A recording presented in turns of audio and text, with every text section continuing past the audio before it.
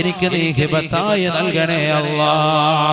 അല്ലാഹു സുബ്ഹാനഹു വ തആല നല്ല സഹിഷ്ണുതയുള്ള അറിവുള്ള തികഞ്ഞ ഒരു പണ്ഡിതനെ ഒരു മകനെ അല്ലാഹു സമ്മാനിക്കുകയാണ്. ഫബശറനാഹു ബിഗുലാമിൻ ഹലീം.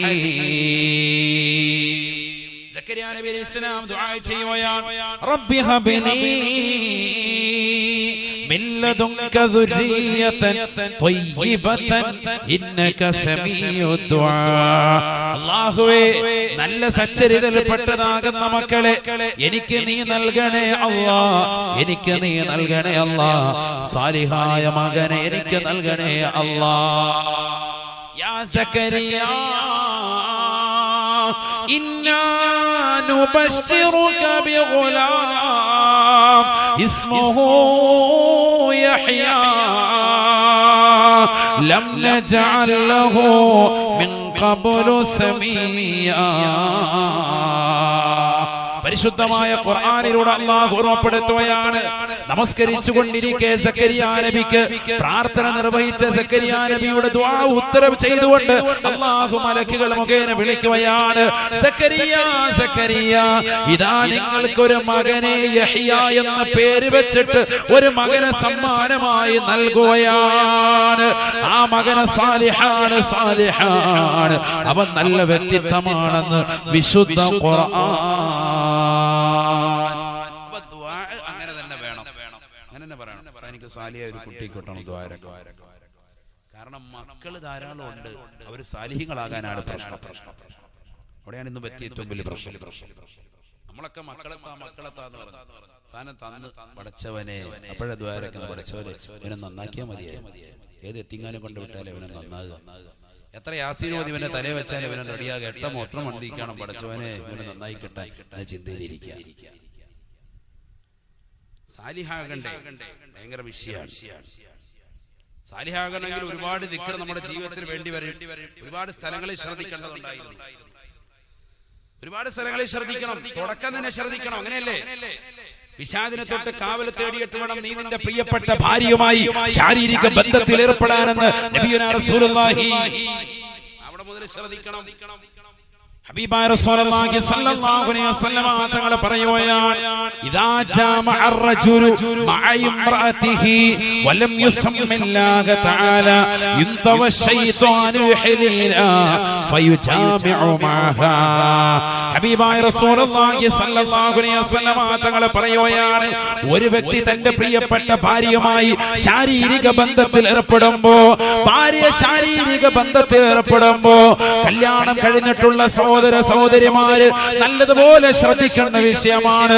നീ നിന്റെ പ്രിയപ്പെട്ട ഭാര്യയുമായി ശാരീരിക ബന്ധത്തിൽ ഏർപ്പെടുമ്പോ വലം യുസമ്മില്ലാഹ തആല, അഊദു ചൊല്ലാതെ ബിസ്മി ചൊല്ലാതെയാണ് നീ ബന്ധപ്പെട്ടതെങ്കിൽ ഇന്തവ ശൈത്വാനു യഹ്ലിലാ, പുരുഷാ നിന്റെ ജനനേന്ദ്രിയത്തിനുള്ളിൽ പിശാച് ചുരുണ്ട് കിടക്കുമേ. ഫയുജാമിഉ മഅഹാ, പിശാച് പുരുഷന്റെ ജനനേന്ദ്രിയത്തിനുള്ളിൽ ചുരുണ്ട് കിടക്കമത്രേ.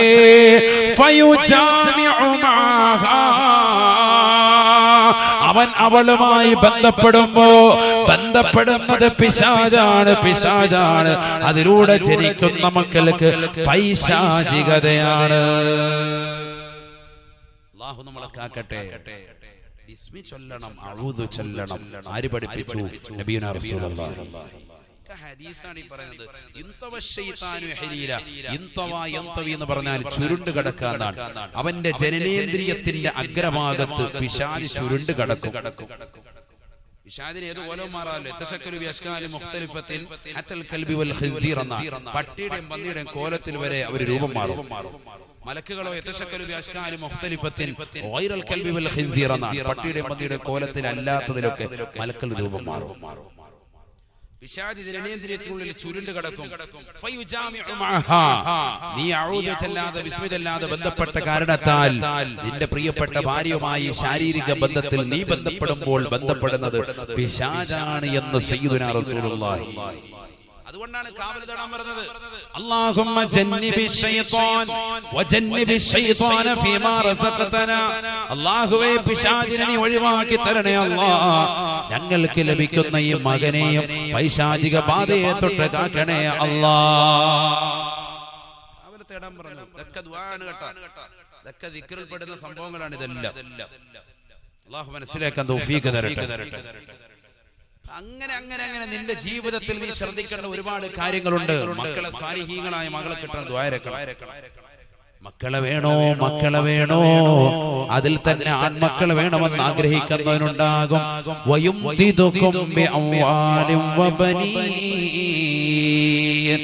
സൂറത്തുൻ നൂഹിലൂടെ അല്ലാഹു ഓർമ്മപ്പെടുത്തുന്നു, നിങ്ങൾക്ക് അല്ലാഹു സുബ്ഹാനഹു വ തആല മക്കളെയും നൽകും, സമ്പത്തും അല്ലാഹു നൽകും. അസ്തഗ്ഫിറുല്ലാഹൽ അദീം ചൊല്ലിയാലെന്ന് വിശുദ്ധ ഖുർആൻ. മക്കളില്ലാത്ത ദ്വാരക്കാൻ എന്നോട് പറഞ്ഞവർ ശ്രദ്ധിച്ചോ, അസ്തഗ്ഫിറുല്ലാഹ് അല്ല, നീ ശരിക്ക് പിടിച്ചോ. ഉറപ്പായിട്ടുണ്ടാവും, ശരിക്ക് ചെല്ലണം. അത് നിങ്ങൾ 100 എണ്ണം ചെല്ലിയാ പോരാ, നിങ്ങൾ നിങ്ങളുടെ ഒഴിവ് വേളകൾ അനുസരിച്ച് ശരിക്ക് എണ്ണം കൂട്ടണം. നമ്മുടെ കുടുംബത്തിൽ ആരെങ്കിലും ഉണ്ടോ, പറഞ്ഞു കൊടുത്തോ ഇത്. കാരണം ഖുർആൻ പറഞ്ഞ ചികിത്സ നടത്തിക്കോ. അല്ലാഹു തൗഫീഖ് തരട്ടെ. മാറ്റം ഉണ്ടാകും, ഉറപ്പാണ്. ചെല്ലാൻ പറ്റിയ നല്ല സമയം ഇടയത്താഴ സമയമാണ്. وبالأسحار هم يستغفرون إن المتقين في جنات وعيون آخذين ما آتاهم ربهم ووقاهم ربهم عذاب الجحيم كانوا قليلا من الليل ما يهجعون وبالأسحار هم يستغفرون. ഖുർആൻ പറയുകയാണ്, മുത്തഖീങ്ങൾക്ക് സ്വർഗ്ഗമുണ്ട്, സ്വർഗ്ഗമുണ്ട്. മുഅ്മിനീങ്ങളായ മുത്തഖീങ്ങൾക്ക് സ്വർഗ്ഗമുണ്ട്. അവരാരെന്നറിയുമോ? രാത്രിയിൽ അല്പം ഉറങ്ങുന്നവരാണ്. മക്കളില്ലാതെ വിഷമിക്കുന്ന ഉമ്മ, മക്കളില്ലാതെ വിഷമിക്കുന്ന സഹോദരി, മക്കളില്ലാതെ വിഷമിക്കുന്ന സഹോദര, നീ വിഷമിക്കണ്ട, ദുഃഖിക്കണ്ട. നീ ഇടയത്താഴ സമയത്ത് അഥവാ രാത്രി തഹജ്ജുദ് നമസ്കരിക്കാൻ വേണ്ടി എഴുന്നേറ്റിട്ട് നീ 2 റക്അത്ത് നമസ്കരിച്ചുകൊണ്ട് ദുആ ചെയ്യണേ. അസ്തഗ്ഫിറുല്ലാഹൽ അദീം ചൊല്ലണേ.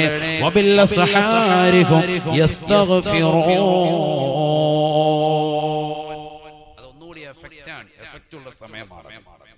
അത്താഴം കഴിക്കുക അങ്ങനെയല്ല പറയാ. രാവിലെ നോമ്പിന്റെ സമയത്ത് അത്താഴം കഴിക്കാന്നല്ല പറയാ. ഇടത്താഴം അത്താഴം. ആ ടൈമിൽ എഴുന്നേറ്റിട്ട് നല്ലതുപോലെ ശരിക്കും 4 മണിക്ക് എഴുന്നേറ്റാൽ മതി. ഒരു 3:30 സമയം. മക്കളില്ലാത്തവര് കുറച്ചൊന്ന് കഷ്ടപ്പെടട്ടെ. ഒരു 1.5 മണിക്കൂർ എന്നാൽ നിനക്ക് ഉറക്കൊഴിക്കാൻ കഴിയില്ലേ? ഈ മംഗലാപുരത്തും പറയപ്പെടുന്ന ജ്യോത്സ്യന്മാരുടെ മുന്നിലും പറയപ്പെടുന്നതാകുന്ന ആളുകളുടെ മുന്നിലും ദിവ്യശീഹാണെന്നൊക്കെ അവകാശപ്പെട്ട് കള്ളത്തൊരീക്കത്തിന്റെ വക്താക്കളായി നാട്ടിൽ വന്ന് കുമിഞ്ഞുകൂടുന്ന ജിന്നുമാരുടെ സവിധത്തിലേക്ക് നീ മണിക്കൂറുകളോളം പോയി നിൽക്കുന്നുണ്ടല്ലോ. അവിടെ നിനക്ക് പ്രശ്നമില്ല. ഈ മണിക്കൂറുകൾ കെട്ടിനിൽക്കും അവരുടെ മുന്നിൽ.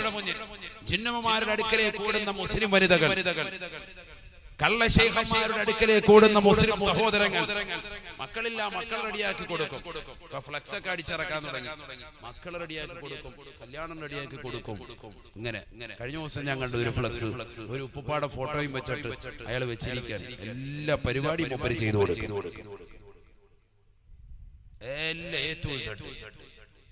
തട്ടിപ്പും വെട്ടിപ്പും വല്ലാതെ കൂടിയിരിക്കുന്ന കാലഘട്ടം.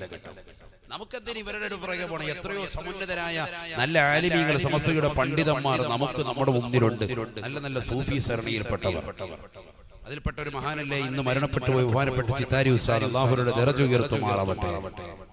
എത്രയോ സമുന്നതരാകുന്ന ആലിമീങ്ങൾ അവരെ കാണാൻ പോയി. ഇന്ന് മാണിയൂർ ഉസ്താദ് അടക്കമുള്ള എത്രയോ വലിയ ആലിമീങ്ങൾ, എത്രയോ സമുന്നതരാകുന്ന പണ്ഡിതന്മാരാണ് അവരുടെ ജനാസയിൽ പങ്കെടുത്തത്. അല്ലാഹുവിന്റെ ദറജ ഉയർത്തട്ടെ. നമുക്ക് എത്രയോ മാതൃകയുള്ള ആലിമുകളുണ്ട്.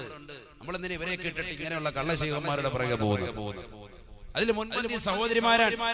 ആരെങ്കിലും ഒരാൾ പറയും സൂപ്പറാണ് കേട്ടോ, അടിപൊളിയാണ്, ഭയങ്കര സംഭവമാണ്, അവിടുത്തെ ഒരു വെള്ളം കുടിച്ചാൽ മതി, പിന്നെ വയറ്റിന്ന് പോയിട്ട് നിൽക്കൂല, റാഹത്താണ്, പൊയ്ക്കോന്ന് പറയും. അങ്ങോട്ട് ഓട്ടാണ്. പിന്നെ പെണ്ണുങ്ങൾ മുഴുവൻ അങ്ങോട്ടും. ഇങ്ങനെ ഓരോരുത്തരെ ദിവ്യത്വം കൊൽപ്പിക്കുന്നതായ ആളുകൾ ശ്രദ്ധിക്കണേ. നിന്റെ ജീവിതത്തിൽ ഒരു മാറ്റം ഉണ്ടാകണമെങ്കിൽ രാത്രിയിൽ നീ എഴുന്നേൽക്കണം. സുബഹിക്ക് മുമ്പ് 1 മണിക്കൂർ മുമ്പ് നീ എഴുന്നേൽക്കണം. രാത്രി 2:30 മണിക്ക് സമയത്ത് രാത്രിയിലൊരു ട്രെയിനുണ്ട്. ആ ട്രെയിനിൽ ഞാൻ പലപ്പോഴും കണ്ടിട്ടുണ്ട്, ഇവിടുന്ന് കാസർഗോഡ് നിന്നുള്ള ആളുകൾ ട്രെയിനിൽ ഇങ്ങനെ കാത്തു നിൽക്കും. ആ ട്രെയിനിൽ കയറാൻ വേണ്ടി നിസാമുദ്ദീൻ എക്സ്പ്രസ് ആണെന്ന് എന്റെ ഓർമ്മ. ആ വണ്ടിയിൽ കയറാൻ നല്ല തിരക്കാണ്. ആ വണ്ടിയിൽ കയറാൻ വേണ്ടി തിരക്കാ. അപ്പൊ ചോദിക്കുമ്പോ എന്താ സംഭവം? ഇവർക്കെല്ലാവർക്കും എറണാകുളത്ത് എത്തണം. എറണാകുളത്ത് ലക്ഷോറിലും ആസ്റ്റർ മെഡിസിറ്റിയിലും ഒക്കെ ചികിത്സയിലാണ്, ക്യാൻസറിന്റെ ചികിത്സയിലാണ്. ധാരാളം ആളുകളുണ്ട്, ധാരാളം. അല്ലാഹു ശമനം നൽകി അനുഗ്രഹിക്കട്ടെ. അപ്പൊ രാത്രി 2 മണി സമയത്തൊക്കെ വന്ന് ഉറക്കമുളച്ച് നിന്ന് വീട്ടിൽ നേരത്തെ പാക്ക് ചെയ്ത് വന്ന് നമ്മൾ നിൽക്കാൻ മണിക്കൂറുകൾ യാത്ര ചെയ്യാണ്, നമ്മൾ കിലോമീറ്ററുകളും യാത്ര ചെയ്യാം. അവിടെ പോയി ഹോസ്പിറ്റലിൽ ചെന്ന് ചിലപ്പോൾ 2 ദിവസം അവിടെ റൂം എടുത്ത് താമസിച്ചിട്ടൊക്കെ ആയിരിക്കും തിരിച്ച് നമ്മൾ എറണാകുളത്ത് നിന്ന് തിരിച്ചു വരിക. വാപ്പ, വല്ലുപ്പ, കുടുംബാധികൾപ്പെട്ട പലരും ഒക്കെ അത്തരത്തിലുള്ള രോഗത്തിനടിമപ്പെട്ടവർ. ഇങ്ങനെ ഉറക്കമുളച്ചൊക്കെ യാത്ര ചെയ്യുന്നവരെ നിങ്ങൾ എന്തുകൊണ്ട് 1 മണിക്കൂർ നിങ്ങൾ രാത്രിയിൽ ഒന്ന് എഴുന്നേക്കാൻ നിങ്ങൾ തയ്യാറാകുന്നില്ല? എഴുന്നേക്കാൻ തയ്യാറാകുന്നില്ല? എഴുന്നേറ്റിരുന്നു കൊണ്ട് 2 റക്അത്ത് നമസ്കരിച്ചിട്ട് അസ്തഗ്ഫിറുല്ലാഹൽ അലീം ചൊല്ലണേ. നിങ്ങൾക്ക് അല്ലാഹു മക്കളെ സമ്മാനിക്കുമേ എന്ന് വിശുദ്ധ ഖുർആൻ. വയജഅൽ ലക്കും ജന്നാത് വയജഅൽ ലക്കും അൻഹാറാ. തീർന്നില്ല. നീ നിന്റെ ജീവിതത്തിൽ കണ്ടിട്ടുള്ളതിൽ വെച്ച് നിന്റെ മനസ്സുകൊണ്ട് ചിന്തിച്ചതിനപ്പുറം എത്രയോ വലുതാണ് സ്വർഗ്ഗം.